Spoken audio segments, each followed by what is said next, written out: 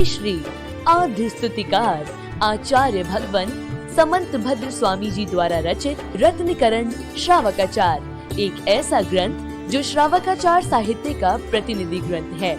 एक ऐसा ग्रंथ जो 1700-1800 वर्षों से श्रावकों का प्रिय एवं कंठहार है। एक ऐसा ग्रंथ जो गुण रत्नों से परिपूर्ण पिटारे के सदृश है। कैसे सुव्यवस्थित करें अपने जीवन को, आचरण का पालन कर कैसे बने श्रेष्ठ, कैसे उतारे रत्नकरण श्रावकाचार के गुण धर्म को अंतर्मन में। आइए हम और आप श्रवण करें परम पूज्य गणाचार्य श्री 108 विराग सागर जी गुरुदेव की प्रथम गणिनी शिष्या पूज्य श्रमणी गणिनी आर्यिका श्री 105 विशाश्री गुरुमा के मुखारविंद से दिव्य देशना को। आज ही सब्सक्राइब करें YouTube चैनल को गुरुमा विशाश्री दर्पण। माता दी सत्संग की अधिक जानकारी प्राप्त करने के लिए संपर्क करें 7998441008 और 9644275275। धनोदधि बात लाए, सबसे ऊपर है तनु बात बलाए। जो धर्म द्रव्य है वह तीनों लोकों में तिल में तेल की तरह समाया हुआ है। धर्म द्रव्य अधर्म द्रव्य, आकाश तो है ही, आकाश में तो बना ही हुआ है, लेकिन धर्म द्रव्य है। धर्म द्रव्य का तात्पर्य नहीं पूजा पाठ करना, धर्म द्रव्य का तात्पर्य द्रव्य। द्रव्य जो है धर्म द्रव्य वो तीनों लोकों में तनु बात तक फैला हुआ है। कैसे फैला हुआ है? तिल में तेल की तरह। एक भी ऐसा जगह नहीं है, एक तिल बराबर भी ऐसी जगह नहीं जहां पर धर्म द्रव्य ना हो। धर्म द्रव्य के माध्यम से ही जितना भी हलन चलन होता है वो किसके माध्यम से होता है?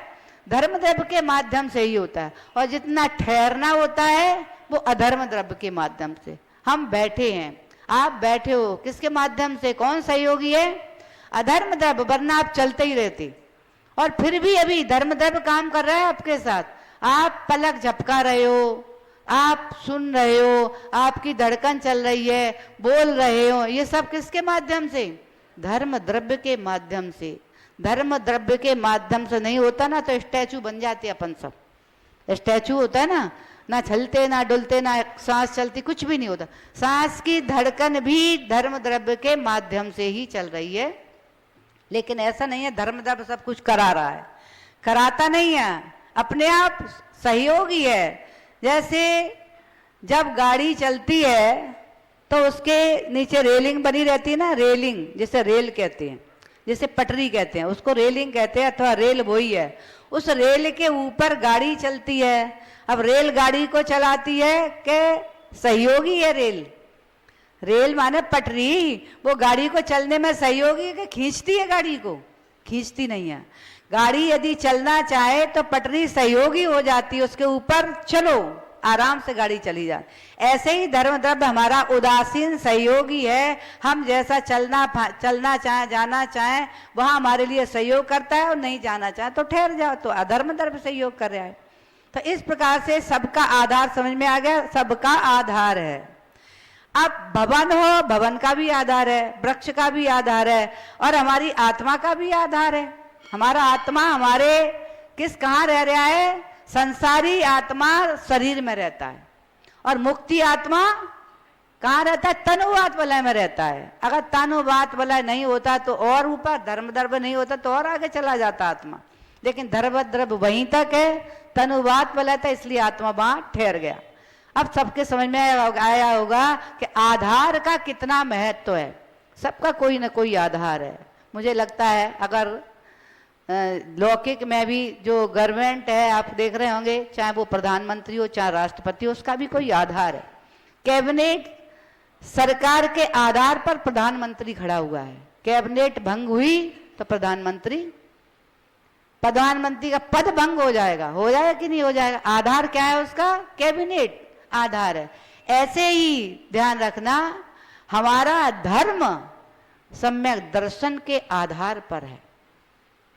इसीलिए सम्यक दर्शन के बारे में लंबी चर्चा चल रही है, क्योंकि आधार जितना मजबूत होगा उतना ही हमारा धर्म मजबूत होगा।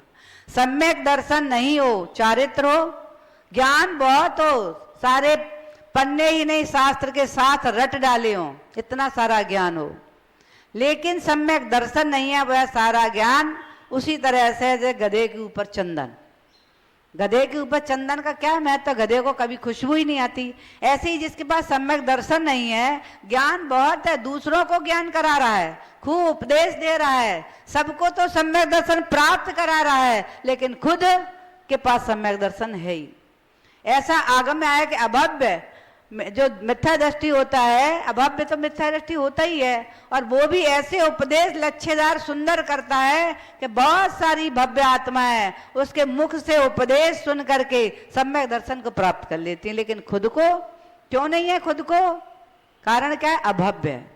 इसलिए ये सम्यक दर्शन हमारे इस धर्म में महत्वपूर्ण, सबसे ज्यादा महत्वपूर्ण का फाउंडेशन का हो अथवा उसका आधार का हो, इसके ऊपर ही हमारा सारा धर्म टिका हुआ है।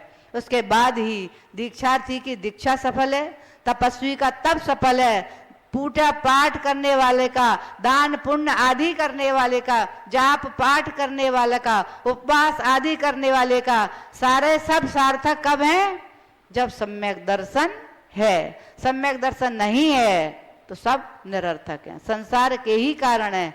पुण्य भले ही मिल सकता है, लेकिन कारण कौन से हैं ये सब संसार के ही कारण है। जिस प्रकार से बहुत सारे मेघ गिरे हुए थे, लेकिन आप देख रहे हो हवा तेज चली तो सारे मेघ उड़ गए, पानी बंद हो गया। मेघ माने बादल छाए हुए थे कि नहीं कल से, लेकिन हवा इतनी तेज चल रही है, आपको आवाज आ रही है रात में, कितनी तेज तेज आवाजें आ रही थी, जैसे कौन सी भूत बलाया कि आवाजें कर रही है, इतनी तेज तेज आवाज आ रही थी। मतलब इतनी तेज वायु मेघों को भगा उड़ा करके ले गई, छिन्न भिन्न कर दिया। वे शक्तिशाली मेघ बरसते तो मूसलाधार वर्षा करते, लेकिन किसने छिन्न भिन्न कर दिया, वायु ने छिन्न भिन्न कर दिया। ऐसे ही पर्वत, बहुत मजबूत पर्वत होते, लेकिन जब वज्रपात होता है ना तो पर्वत भी चूर चूर हो जाता है। तो इस प्रकार से जैसे पर्वत को वज्र चूर चूर कर देता है, मेघों को वायु चूर चूर कर देती है, ऐसे ही ये सम्यक दर्शन हमारे अनंत काल के आत्मा के साथ संबंध को प्राप्त हुए कर्मों को सम्यक दर्शन चूर चूर कर देता है। एक बार भी, आचार्य भगवान करे, एक बार भी यदि आपको सम्यक दर्शन हो गया तो अर्ध पुद्गल परावर्तन तो क्षय हो ही गया। अब सोचो, जितना संसार था आपका आधा संसार समाप्त हो गया, और सम्यक दर्शन जब हुआ तो शेष संसार तो कितने समय में, अंतर मुहूर्त में क्षय को प्राप्त हो जाएगा। सम्यक दर्शन के लिए ही जितनी मेहनत पुरुषार्थ कर रहे हैं अनादिकाल से, वो सम्यक दर्शन के लिए जिसने नहीं किया उसका संसार भ्रमण कभी रुकेगा नहीं। और जिसने पुरुषार्थ करके सम्यक दर्शन प्राप्त किया, एक समय के लिए भी, एक क्षण के लिए भी सम्यक दर्शन प्राप्त कर लिया, तो आचार्य भगवान कह रहे हैं कितना संसार रह गया, तो कह रहे चुल्लू भर संसार रह गया। क्यों रह गया, क्योंकि एक अंतर मुहूर्त में ध्यान में यदि बैठ गया योगी तो समस्त जो 6 शब्द पुद्गल परिवर्तन बचा है ना, वो क्षय को प्राप्त होकर के केवल ज्ञान प्राप्त हो जाता। अब समझ में आ गया हो ना इसका कितना महत्व है। जैसे अंक के बिना जीरो का महत्व है क्या, एक जीरो बनाया, 2 बनाए, 3 बनाओ, 10 बनाओ, उनका कोई महत्व नहीं। ऐसे ही सम्यक दर्शन के बिना खूब साधना करो, खूब दान करो, पूजा पाठ करो, स्वाध्याय करो, पढ़ो लिखो, पंडित विद्वान बन जाओ, लेकिन एक अंक नहीं है, एक माने सम्यक दर्शन रूपी एक अंक नहीं है तो सब निरर्थक, बेकार, सबकी कोई सार्थकता नहीं है। संसार में भ्रमण कराने वाला ही होगा, अहंकार उत्पन्न कराने वाला होगा, पूजा ख्याति पूजा लाभ के लिए होगा, लेकिन आत्मकल्याण के लिए नहीं हो सकता। इसलिए आचार्य भगवान समंतवत स्वामी बार बार हमारे लिए एक ही शिक्षा दे रहे हैं कि ये सम्यक दर्शन हमारे लिए कैसा है, तो ये गाथा के माध्यम से कह रहे हैं ये सम्यक दर्शन कर्णधार है। कर्णधार का तात्पर्य है खेवटिया के समान। खेवटिया देखा होगा आपने, नदी में, सरोवरों में नाव चलती है, नाव बहुत सुंदर हो और आप उसमें बैठ भी जाओ, लेकिन खेवटिया नहीं हो, कर्णधार, नाव को चलाने वाला नहीं हो तो आप बैठे रहो आराम से। ऐसे ही आप किसी वाहन में बैठे हो, ट्रेन में बैठे हो, लेकिन चालक नहीं है वहां, पूरा ट्रेन के पूरी बोगियां भर गई और घड़ी देख के इंतजार कर रहे हैं कि अब ट्रेन चलती, अब मैं इतने घंटे में पहुंचता हूं, इतने घंटे का रास्ता है, गिनते रहो, घड़ी चलती रहेगी, समय निकलता रहेगा, लेकिन ट्रेन वहीं की वहीं खड़ी रहेगी, क्योंकि उसका चालक ही नहीं है, कर्णधार ही नहीं है। ट्रेन में कर्णधार कौन है? चालक कर्णधार है। तो उसी प्रकार से कर्णधार भी यदि हमारे जीवन में सम्यक दर्शन रूपी धर्म का कर्णधार अगर कोई है तो कौन है? सम्यक दर्शन। इस सम्यक दर्शन से ही धर्म की सारी गाड़ी चलती है। सारा जीवन धर्म में होने पर भी यदि सम्यक दर्शन नहीं है, बहुत सारी साधना करते हुए भी साधु कहां तक पहुंच जाता है मालूम है? नवग्रह तक पहुंच जाता है। अहमेंद्र पद को प्राप्त कर लेता है। किससे? निरतिचार साधना व्रतों का के पालन धारण करने से वह योगी कहां पहुंच जाता है? मिथ्यात्व के साथ भी, बिना सम्यक दर्शन के नवग्रह तक पहुंच जा, 16 स्वर्ग के ऊपर पहुंच जाता है। सागरों की आयु पूर्ण करके फिर संसार में भ्रमण प्रारंभ हो जाता है। क्यों? क्या नहीं है उसके पास? सम्यक दर्शन।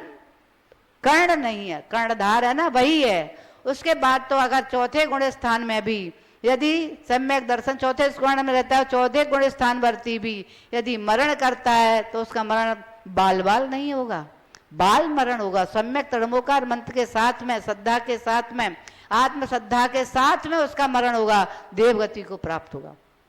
यदि सम्यक दर्शन प्राप्त होने के पहले आयु बंद हो गया है तो बात अलग है, लेकिन सम्यक दर्शन प्राप्त होने के बाद यदि आयु बंद होगा तो नियम से स्वर्ग का ही आयु बंद होगा, इसका भवनात्रक आदि का भी आयु बंद नहीं होगा। भवनात्रक जानते हो कि नहीं जानते? भवनवासी, व्यंतरवासी और ज्योतिषी, यहां पर भी सम्यक दृष्टि नहीं जाता। और सम्यक दर्शन प्राप्त नहीं हुआ है, उसके पहले अगर यहाँ की आयु बंद हो गया है तो फिर उसको वहां जाएगा तो पहुंच करके तुरंत सम्यक दर्शन को प्राप्त कर लेगा। ये सारी महिमा किसकी है? समझ में आ गया ना? सम्यक दर्शन की है। इसलिए आचार्य भगवान हमें बार बार एक ही बात समझा रहे हैं, सम्यक दर्शन को धारो। आचार्य भगवान ने, वो पंडित दौलत राम जी ने यही कहा है। दौलत राम जी ने स्वयं को समझाने के लिए, सुन जो दौलत तू सुन चेत सयाने, काल वृथा मत खोवे, ये सम्यक यह नरभाव फिर मिलन कठिन है, जो सम्यक नहीं होवे। इतने बड़े विद्वान भी हमको यही शिक्षा दे रहे हैं कि ये नरभव का हमें प्राप्त हो गया है, कितनी कठिनाइयों से प्राप्त हुआ है, लेकिन हमने इस नरभव को प्राप्त करके, श्रेष्ठ कुल को प्राप्त करके यदि सम्यक दर्शन को प्राप्त नहीं कर पाया तो ये मनुष्य भाव दोबारा मिलना बहुत कठिन है। मैं आपको पिछली बार भी बता चुकी हूँ, मनुष्य भाव कितनी कठिनाइयों से मिलता है। जब संख्यात बार देवगति प्राप्त होती है, संख्यात बार त्रयंश गति प्राप्त होती है, नरक गति प्राप्त होती है, तब कहीं एक बार मनुष्य भव का वैभव प्राप्त होता है। ये आप हम सभी को प्राप्त हो गया है।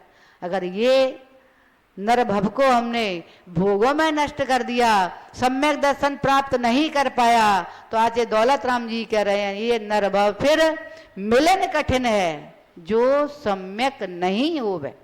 इसलिए सम्यक दर्शन को प्राप्त करने के लिए इतनी सारी चर्चा आचार्य भगवान कह रहे हैं और इस श्लोक के माध्यम से कहना चाह रहे, दर्शनम ज्ञान चारित्रात् साधिमान उपासनुते, दर्शनम कर्णधारम तन मोक्ष मार्गे प्रचक्षते। आचार्य भगवान समंतभद्र स्वामी इस श्लोक के माध्यम से 31 नंबर के श्लोक के माध्यम से कह रहे हैं, ज्ञान चारित्रात्, ज्ञान और चारित्र की अपेक्षा कह रहे हैं कौन? सम्यक दर्शन। ज्ञान अभी मैं बता चुकी थी, ज्ञान और चारित्र की अपेक्षा सम्यक दर्शन साधिमानम यानी उत्कृष्ट पने को प्राप्त होता है, श्रेष्ठ होता है। ज्ञान इसीलिए मैंने कहा ज्ञान करके करते विद्वान बन गए, चारित्र धारण करके बहुत तपस्वी बन गए, लेकिन उनके पास दर्शन नहीं है, सम्यक दर्शन नहीं है, तो वह सारा ज्ञान कैसा है? संसार में भ्रमण कराने वाला है। और वह चारित्र भी तत्काल तो भले ही देवगति को प्राप्त करा देगा, लेकिन उसके बाद में संसार में भ्रमण कराने वाला है। इसलिए यहाँ कह रहे हैं श्रेष्ठ यदि है उन दोनों से, चारित्र से और ज्ञान से। इसलिए आचार्य भगवान कहते हैं दर्शन भट्टा भट्टा चारित्र से जो गिर जाता है वो पुनः उठ जाता है, लेकिन दर्शन से जो भ्रष्ट हो जाता है वो संसार में भ्रमण करता है। आचार्य भगवान समंतभद्र स्वामी के बारे में पहले बहुत सारा हम बता चुके आपको, मतलब प्रारंभ करने के पहले वो भ्रष्ट हुए थे। तो किससे भ्रष्ट हुए थे? किससे हुए थे? चारित्र से होते, दर्शन से भ्रष्ट नहीं होते। दर्शन उनके पास नहीं होता तो ध्यान रखना, चंद्रप्रभु की मूर्ति प्रकट नहीं होती। उनके पास सम्यक दर्शन था, चारित्र नहीं था, क्योंकि उन्होंने कुदेवों के लिए नमस्कार नहीं किए। क्या किया? इतने दिन भोजन तो किया उन्होंने, पेट भरा, लेकिन नमस्कार नहीं किया। और नमस्कार हुआ तो क्या हो गया? चंदा प्रभु प्रकट हो गए। यानी उनका नमस्कार चंदा प्रभु के लिए हुआ, किसी देवी देवता के लिए उन्होंने नमस्कार नहीं किया। तो इसका तात्पर्य है उनके पास सम्यक दर्शन, आप प्रैक्टिकली सामने दिख रहा है, प्रत्यक्ष में ही कि वे सम्यक दृष्टि तो थे, लेकिन चारित्र से भ्रष्ट क्यों हुए थे? उसकी मजबूरी थी उनकी, और गुरु आज्ञा थी उनके लिए। और पुनः जब उनके पास सम्यक दर्शन था तो फिर से उन्होंने चारित्र ले लिया है। इसलिए सम्यक दर्शन जिसके पास है, चारित्र से भ्रष्ट भी हो गया है, तो पुनः चारित्र को लेकर के संसार पार कर लेता है। लेकिन सम्यक दर्शन से जो भ्रष्ट हो गया, चारित्र कितना भी धारण किए रहे तो अभी वह संसार में भ्रमण कराने वाला ही होता है। तो इसलिए साधिमान उत्कृष्ट पने को कौन प्राप्त होता है? सम्यक दर्शन।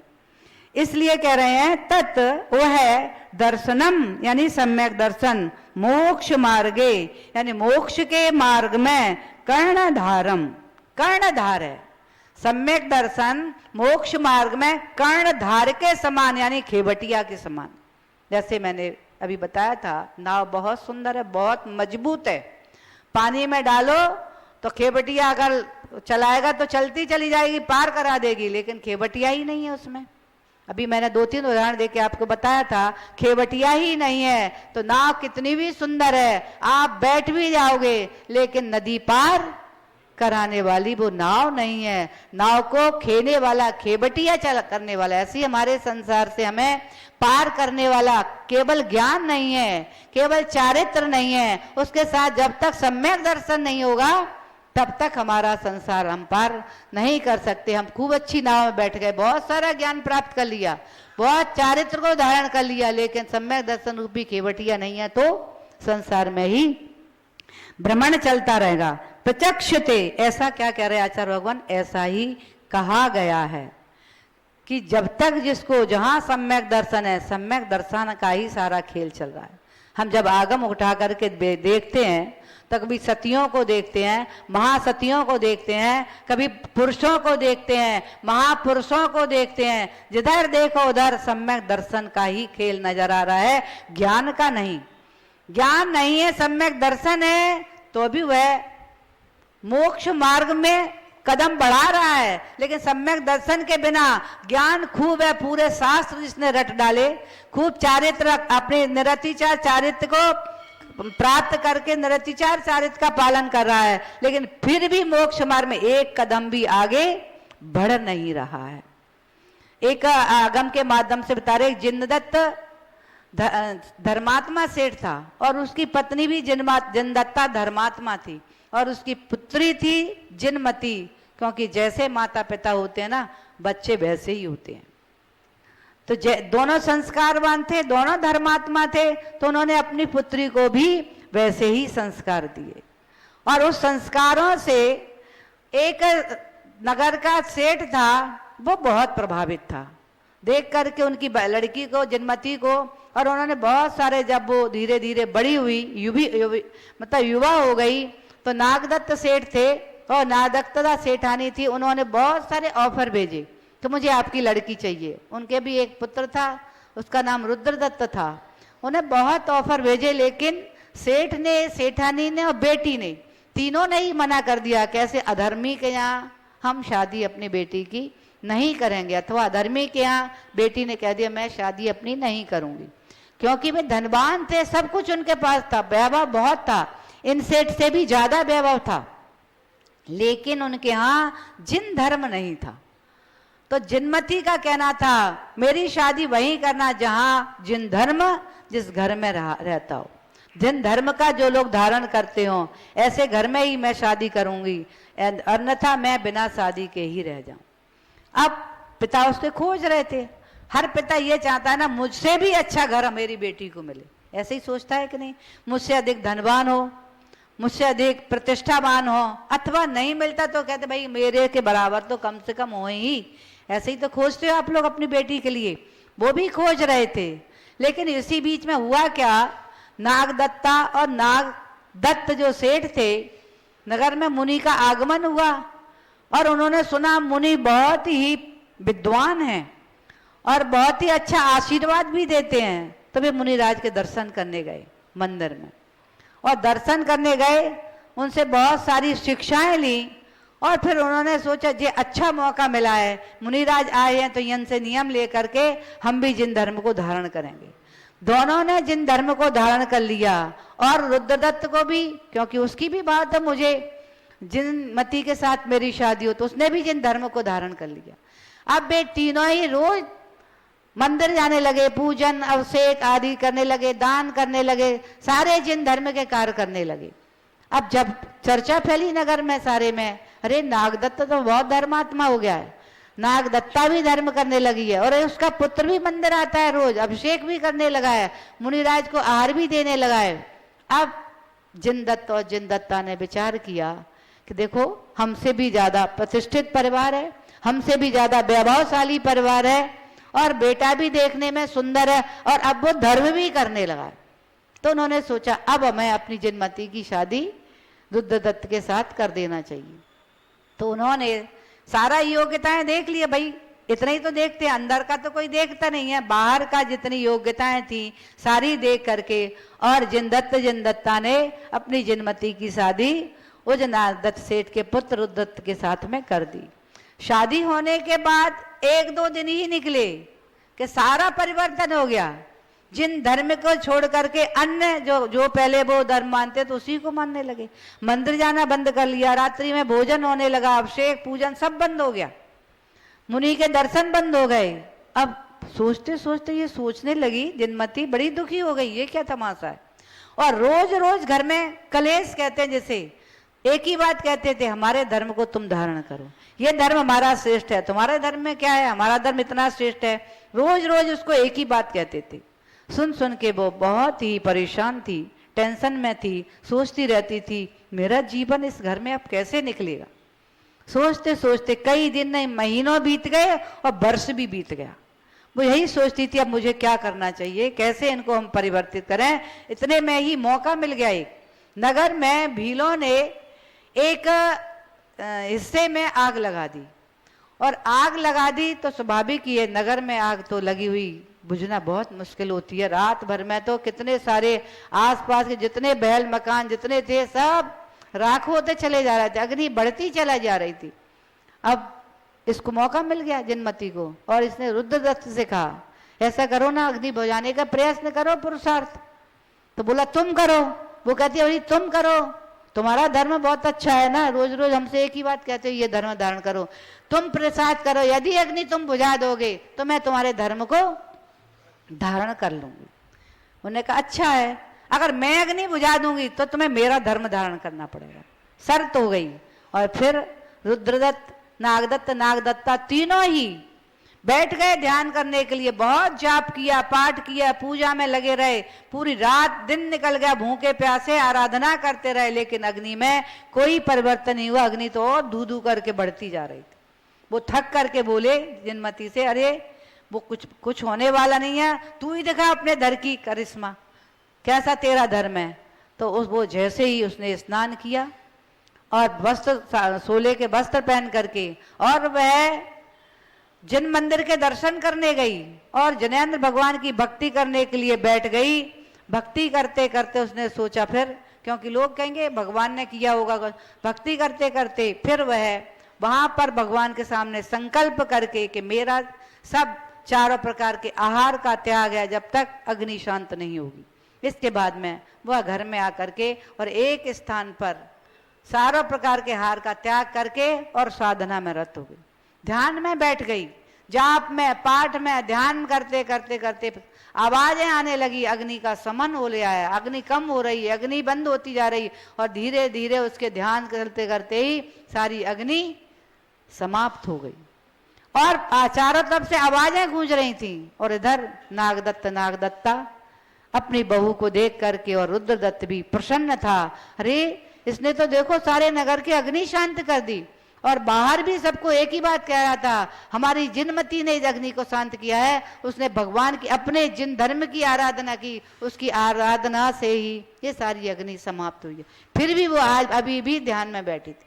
वे तीनों आए, और उनके साथ मोहल्ले पड़ोस के बहुत सारे लोग आ गए। वो अपने ध्यान में बैठी थी, सभी उसकी प्रशंसा कर रहे थे। पहले जब ध्यान में बैठी थी तो सास ससुर और पति सब गाली दे रहे थे, मजाक उड़ा रहे थे उसके धर्म का। लेकिन जैसे ही अग्नि का समन हुआ, वे उसके सास ससुर पति और मोहल्ले पड़ोस के और नगर में चारी जगह चर्चा फैल गई। यहाँ तक कि राजा तक के पास भी सूचना पहुंच गई कि एक नागदत्त की जो बहू है जिनमती, उसके साधना से, उसने अपने जिन धर्म की जो आराधना साधना की है, उसके प्रभाव से इस अग्नि का समन हुआ है। क्योंकि राजा ने भी बहुत उपक्रम कर लिए थे उस अग्नि को बुझाने के, सेठ ने भी किए, बहुत सारे लोग अपने अपने सारी व्यवस्थाओं में लगे हुए थे, लेकिन फिर अग्नि कम नहीं हो रही थी, बढ़ती जा रही थी। और इसकी साधना से जब सबको पता चला, सभी ने भूरी भूर करके इसकी प्रशंसा की।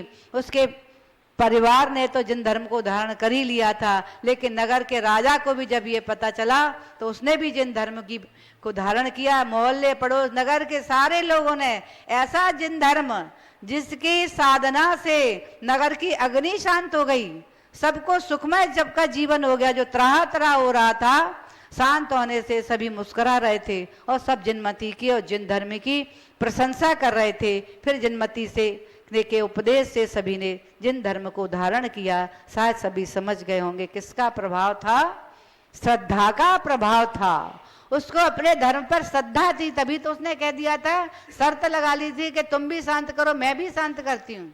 अगर श्रद्धा नहीं होती, डमाडोल होती, तो वो ये शब्द नहीं कहती, वो ये कहती प्रयास करती हूँ। लेकिन जो कहते हैं प्रयास करता हूँ, उनके पास 100% श्रद्धा नहीं होती है। क्योंकि श्रद्धा कैसी होना चाहिए? 1% भी कम नहीं होना चाहिए, 100% श्रद्धा होना आवश्यक है। क्योंकि 1 भी % यदि अश्रद्धा हो गई तो फिर क्या होता है मालूम है? एक व्यक्ति अपने भारत का ही सम्मेद शिखर की यात्रा के लिए गया, और बहुत बड़ा भगवान का भक्त था, लेकिन दूरी से आया था।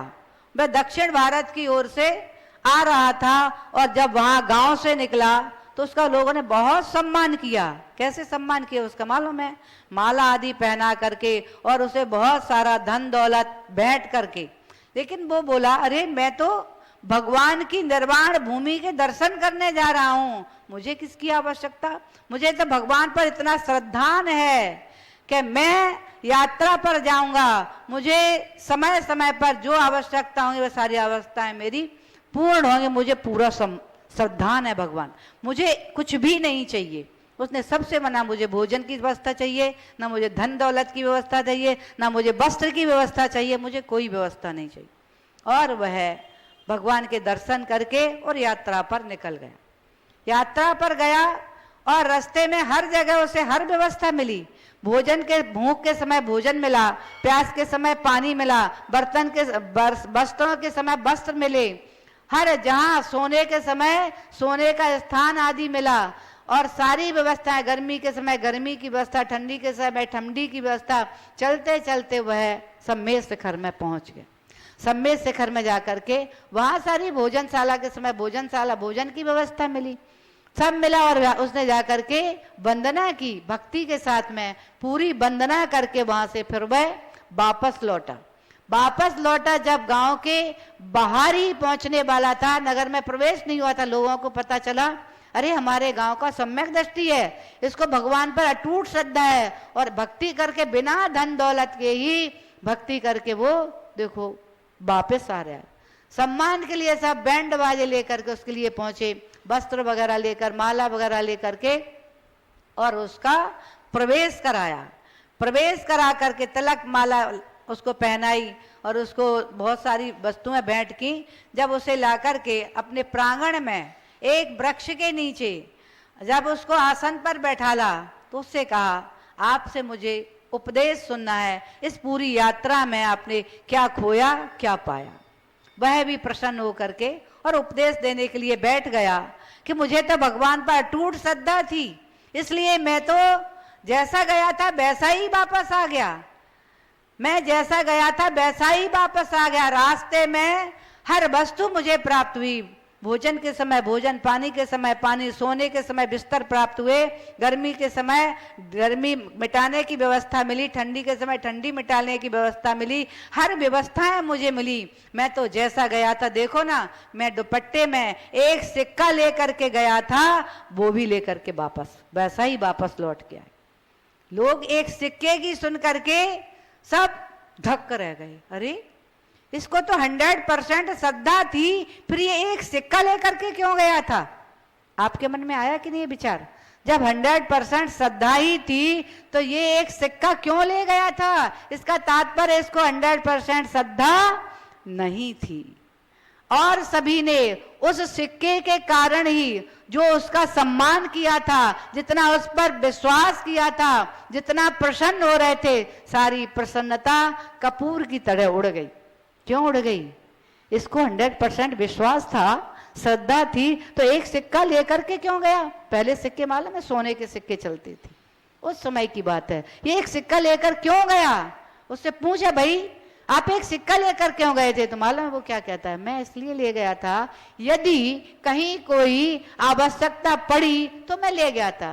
बोले आवश्यकता पड़ी, इसका तात्पर्य है आपको 100% विश्वास नहीं था। सारी उसकी साधना, इतनी सारा उतने जो वंदना करके आया था, उससे जो लोगों को श्रद्धान हुआ था, सारा श्रद्धान मिट्टी में मिल गया, सारा सम्मान मिट्टी में मिल गया। आपके समझ में आ गई ना ये वाली बात? जब पांडव ध्यान में बैठे थे और उनको जलते हुए लोहे के आभूषण पहना दिए थे, तो 2 पांडवों के, नकुल और सहदेव के अंदर कितनी सी श्रद्धा हो गई थी? 1% उनके मन में बात आ गई थी कि मैं तो अभी युवा हूं और मेरे भाई वृद्धावस्था को प्राप्त हो गए हैं, मैं तो सहन कर रहा हूं ये आभूषण जले हुए लोहे के पहनकर, लेकिन हमारे भाई कैसे सहन कर रहे होंगे? इतना सा अश्रद्धान आने से 33 सागर के लिए सरवार सिद्धि में लटक गए, अटक गए, और 3 भाइयों ने ऐसा सोचा ही नहीं, वे सिद्धत्व को प्राप्त हो गए।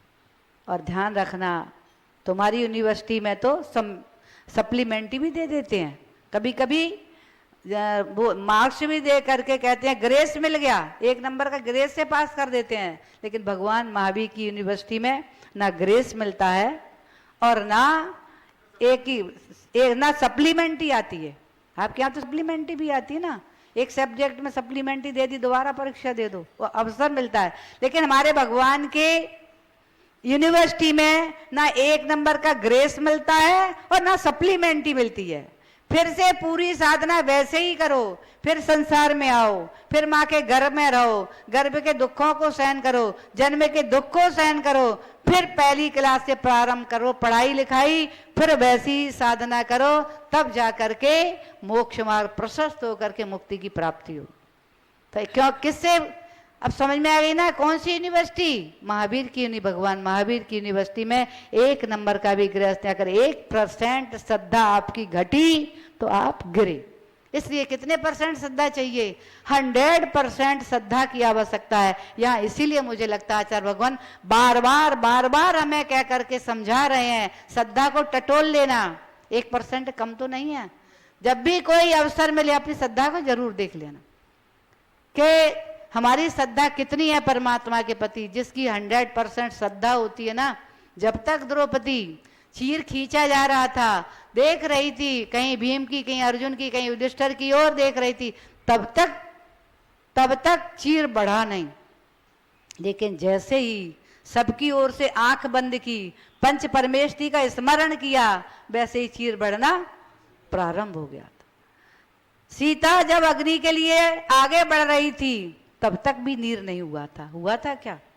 अग्नि का नीर होने की पहुंची तब तक नीर नहीं, अग्नि का नीर नहीं हुआ। लेकिन जब वो राम को भूल गई, आज उसने राम को देखने का, राम को सोचने का त्याग कर दिया और परमात्मा रूपी राम की ओर जैसे ही ध्यान किया, पंच परमेष्ठी के ध्यान में परमात्मा का जैसे स्मरण किया, सबको छोड़ करके। अभी तक तो वो सोचती थी राम मेरी रक्षा करेंगे, यदि राम नहीं करेंगे तो लक्ष्मण करेंगे, और कोई नहीं करेगा लव कुश तो करेंगे ही मेरी रक्षा।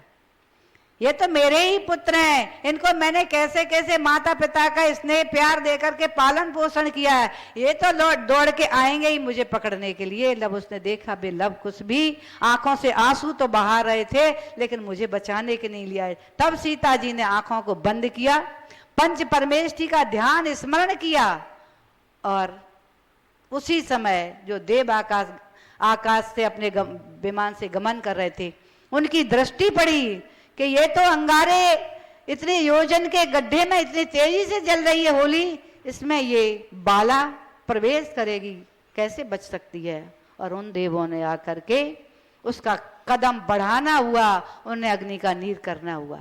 तो सबके समझ में आ गया होगा, जब तक 100% सीता जी की श्रद्धा नहीं थी, तब तक अग्नि शांत नहीं हुई थी और अग्नि का जल भी नहीं हुआ था। जब 100% श्रद्धा हुई, केवल श्रद्धा परमेष्ठी के प्रति रही, ना पति के प्रति रही, ना देवर के प्रति रही, ना पुत्र के प्रति रही, ना पिता के प्रति, पूरा सब बैठे थे वहां पर, सबकी तरफ से दृष्टि को मोड़ा।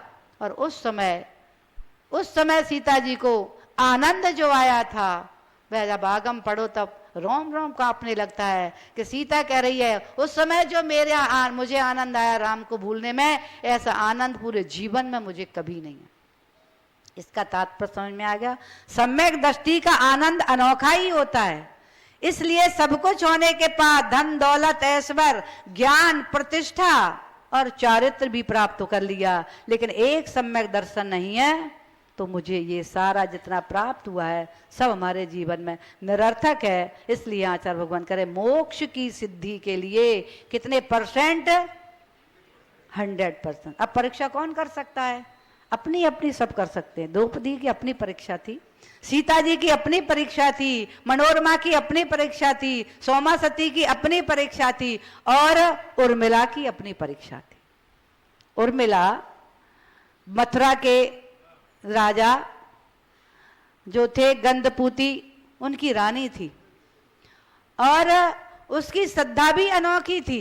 अष्टावक्रों के व्रत करती थी जब वो, और अष्टावक्रों के व्रत के बाद में वो शोभा यात्रा में जिनेंद्र भगवान की प्रतिमा को सुंदर रथ में विराजमान करके नगर में शोभा यात्रा निकालती थी। और उस बार भी उसने अष्टावक्रों के व्रत किए और नगर में शोभा यात्रा निकालने के लिए उसने राजा से कहा, गंधपूती राजा से, कि मेरा आज व्रत पूर्ण हुआ है और नगर में शोभा यात्रा निकलेगी। इसके कहने के पहले जब भूमिका बन रही थी तो उसकी दूसरी पत्नी थी बुद्धदासी, वो आकर के, बुद्धदासी नाम था, वो बौद्ध धर्म को मानने वाली थी। वह भी एक सेठ की पुत्री थी, और लेकिन उसका नाम था ये जो होते हैं ना दरिद्रा, दरिद्रा उसका नाम था। दरिद्र का तात्पर्य दरिद्रा क्यों रखा कि उसके गर्भ में आते ही उसके पिता का देहांत हो गया और जन्म होते ही उसकी माता का देहांत हो गया। अड़ोसी पड़ोसों ने उसके पालन पोषण कर रहे थे, और छोटी सी बालिका थी, वो रास्ते में जाती थी घूमने के लिए, इधर उधर मांगने के लिए, जिसके यहाँ से जूठन फेंकता था ना, वो बीन बीन के खाती थी। और वह वही निकल के जा रही थी, और वह जो किसी के घर से जूठा या बासी भात फेंका गया चावल का, तो उसमें से बीन बीन करके वो चावल खा रही थी। उसी समय मुनिराज का आगमन हुआ, उनने उस बालिका को देखा और उनके मुख से निकल गया, ओहो इस बालिका की दशा देखो, लेकिन ये तो नगर के राजा की रानी बनने वाली है। और इनके शब्द को वहीं से निकलता हुआ एक बुद्ध भिक्षु था, उसने सुन लिया, अरे ये बालिका इतनी दरिद्रा है और ये राजा, नगर राजा की पत्नी बनने वाली है। वो उसको ले गया अपने साथ और इसका लालन पालन उसने किया, और लालन पालन करके थोड़ी थोड़ी जब धीरे धीरे ये बड़ी हुई, तो एक बार बगीचे में झूले पर झूल रही थी, और पूतीगंध जो राजा था ना, उर्मिला का पति, वह वहां से निकला, उसने जैसे ही इसको देखा तो वो इसको देख करके ही उसके मन में आ गया और आसक्त हो गया और संकल्प कर लिया कि मैं इसे प्राप्त करके ही रहूंगा। अपने महलों में आकर के अपने सारे कर्मचारियों के मंत्रियों से कहा कि मुझे जो बौद्ध भिक्षु है उसका एक बहुत सुंदर पुत्री है, मुझे उसके साथ विवाह करना है, आप लोग उस बौद्ध भिक्षु से उसे मांग करके लेके आओ। तो अब सारे कर्मचारी गए उसके पास और उससे बहुत प्रार्थना की तो उसने मना कर दिया। जब फिर बार बार राजा ने उसे भेजा तो उस बौद्ध भिक्षु ने क्या कहा कि यदि राजा इस पुत्री को चाहता ही है तो इसके साथ मैं पानी ग्रहण संस्कार कर दूंगा, लेकिन संकल्प करके राजा कहे कि वह मेरे बौद्ध धर्म को प्राप्त करेगा। अब राजा जैन धर्मी था, जिन धर्म को मानने वाला, लेकिन उस बुद्ध दासी को प्राप्त करने के लिए उसने अपना धर्म छोड़ करके और बौद्ध धर्म को धारण कर लिया और उस दरिद्र बुद्ध दासी, क्योंकि बौद्ध ने ले लिया तो उसका नाम बुद्ध दासी रख दिया, तो बुद्ध दासी, उस बुद्ध दासी के साथ में उसने शादी कर ली और उसे पटरानी बना दी। यानी उर्मिला पहले से थी, उसको छोटा कर दिया और उसको पटरानी बना दी। अब तो स्वाभाविक ही है, घर में किसकी चलेगी? पटरानी की चलेगी। तो उर्मिला तैयारी करके रथ निकालवाने के आयोजन की तैयारी कर रही थी। इधर बुद्ध दासी ने कह दिया राजा से कि मेरा तो बौद्ध भगवान मेरे विराजमान होंगे, वह रथ पहले निकलेगा और इसका रथ बाद में निकलेगा। अब राजा को उसी की बात मानेंगे जो उसके धर्म को मान रही थी और जिसको पटरानी बनाया था, बड़ी थी, तो राजा ने उसको स्वीकार किया। और बाहर जहां शोभा यात्रा की पूरी तैयारियां चल रही थी, बैंड बाजे बजने लगे थे, बहुत सारे लोग आ गए थे, तरह तरह के नगर में अनेक नगरों से सुंदर सुंदर बैंड बाजे आए थे, नगर के बहुत सारे लोग थे और देख रहे थे मंदिर के बाहर आगे बुद्ध का रथ रखा हुआ था और पीछे जिनेंद्र भगवान का रथ रखा हुआ। ये दृश्य देख करके उर्मिला जिनेंद्र भगवान के मंदिर में गई और मां चारों प्रकार का आहार का त्याग करके जिनेंद्र भगवान के चरणों में बैठ गई। यदि मेरा आज रथ नहीं निकलेगा, क्योंकि हमारे जिनेंद्र भगवान का अपमान है, हमारा जिन धर्म शाश्वत धर्म है जो मुक्ति देने वाला है, ऐसे शाश्वत धर्म की धज्जियां उड़ रही हैं। उसने भगवान के चरणों में संकल्प कर लिया कि यदि हमारा रथ पहले नहीं निकलेगा तो मेरा चारों प्रकार के आधार का त्याग। वो भगवान के चरणों में ध्यान में बैठी हुई थी। इधर जो वज्र कुमार मुनिराज थे, उनका आगमन हुआ था। उनका जन्म भी दक्षिण भारत में हुआ था और उनके पिता सोमदत्त थे। यज्ञदत्ता जिनका नाम था, माता का नाम था, और माता के जब ये गर्भ में आए थे वज्र कुमार, तो उनकी माता को धौला हुआ था और धौला हुआ था आम खाने का।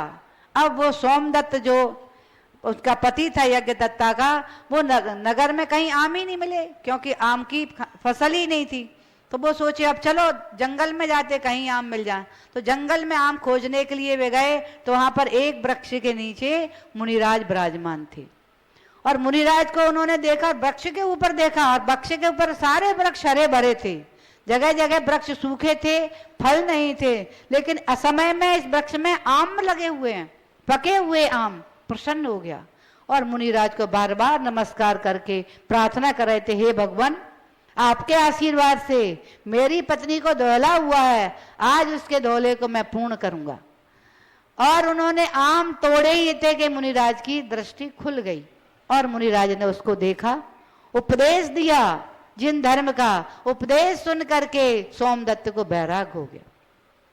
और वैराग हुआ तो उसने जो आम लिए था अपने साथ में आए हुए कर्मचारी को सौंप दिए कि ये यज्ञदत्ता को दे देना, और स्वयं वैराग दीक्षा लेकर के और मुनि बन करके साधना करने लगा। और इसके बाद में जब यज्ञ उसको धौला हुआ था ना, और उसका जो पुत्र हुआ था वो तो साधना करने लगा।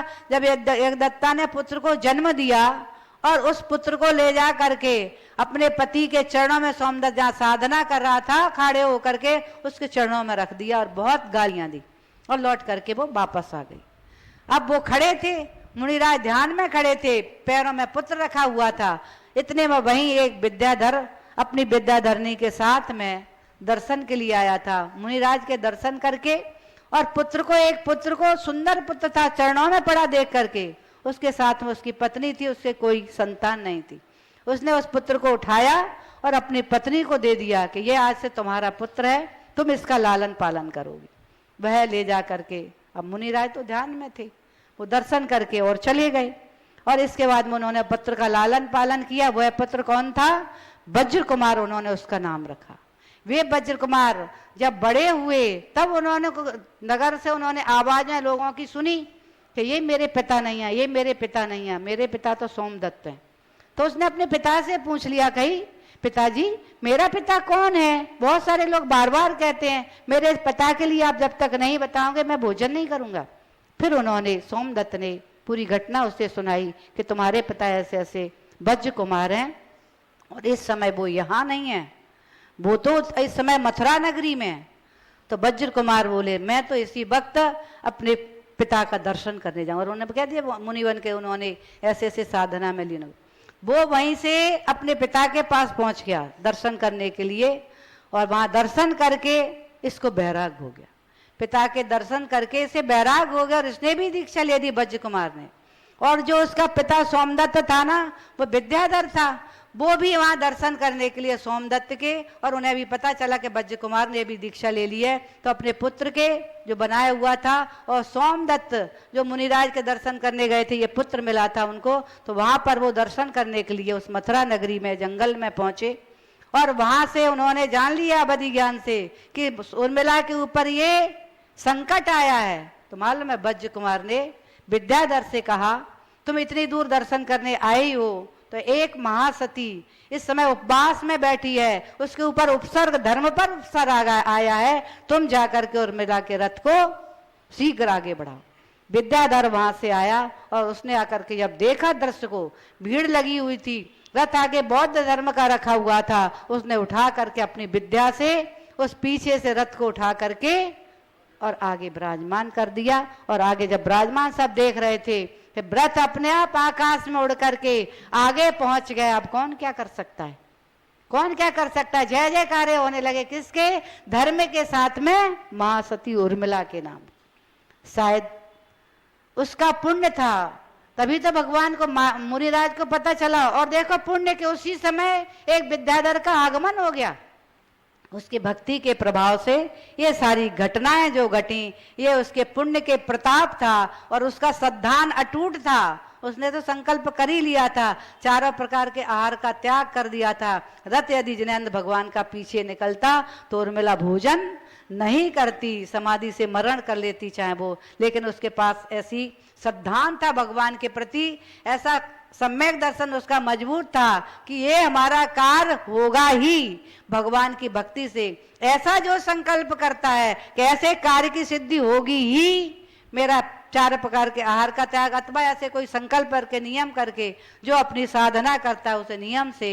परीक्षा तो होती है, कोई भी ध्यान रखना, जब पढ़ाई होती तो परीक्षा होती है कि नहीं? अगर परीक्षा नहीं हुई तो बेकार।